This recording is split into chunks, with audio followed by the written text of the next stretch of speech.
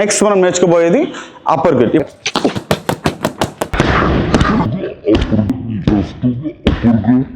ఇప్పుడు upper cut ఎలా చేయాలో తెలుసుకుందాం. అప్పర్ కట్ అంటే ఏంటి? అప్పర్ అని ఉంది కాబట్టి కింద నుంచి పైకి వచ్చే పంచ్ కాబట్టి దీన్ని అప్పర్ కట్ అని పిలిచారు. అప్పర్లో కట్ కొట్టాలి. ఓకే, సో గార్డ్ పెట్టుకొని ఇందులో మీరు గుర్తుపెట్టుకోవాల్సిన పాయింట్స్ ఏంటంటే step 1 is to move your body or bend your body to the left side because I'm throwing left hand uppercut. Left hand కొడుతున్నాను కాబట్టి లెఫ్ట్ సైడ్ బెండ్ కావాలి. ఓకే, గార్డ్ పెట్టుకొని step 1 bend అయ్యాను.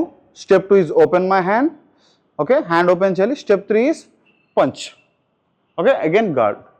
ఓకే, ఇప్పుడు ఈ యాంగిల్లో చూద్దాం. Step 1 is bending.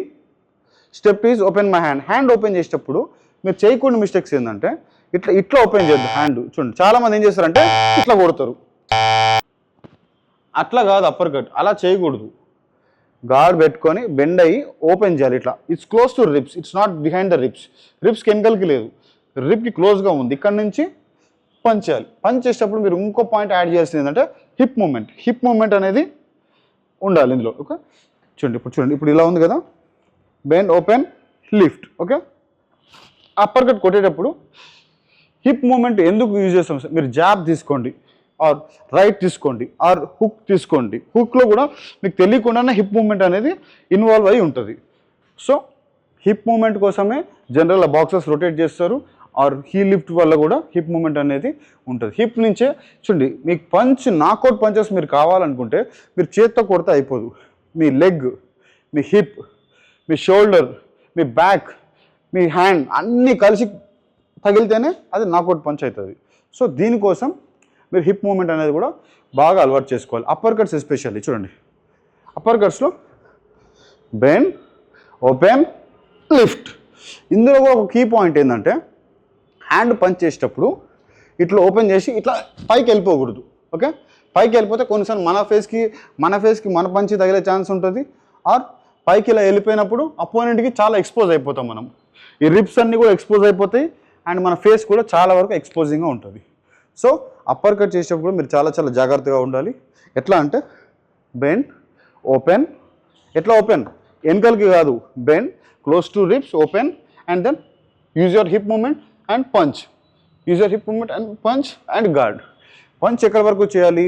Me nose level వరకు చేయాలి. ఓకే, మీ నోస్ కంటే హైట్ వెళ్ళకూడదు పంచ్ ఎప్పుడు కూడా. మీ నోస్ వరకు వచ్చి అక్కడ ఆగిపోవాలి. అంటే bend open nose and guard, bend open nose gourd.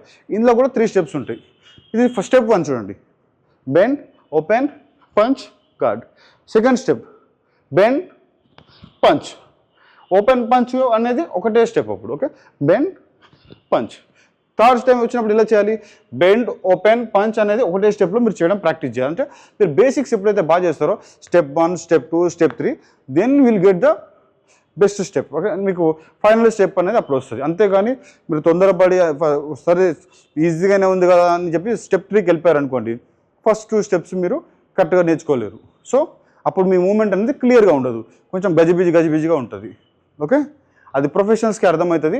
మీరు చూసుకుంటే కరెక్ట్గానే అనిపిస్తుంది. So all the time you have to do.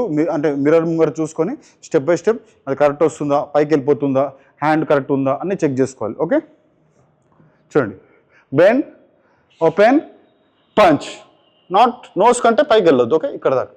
And guard similar right upper cut, bend open punch.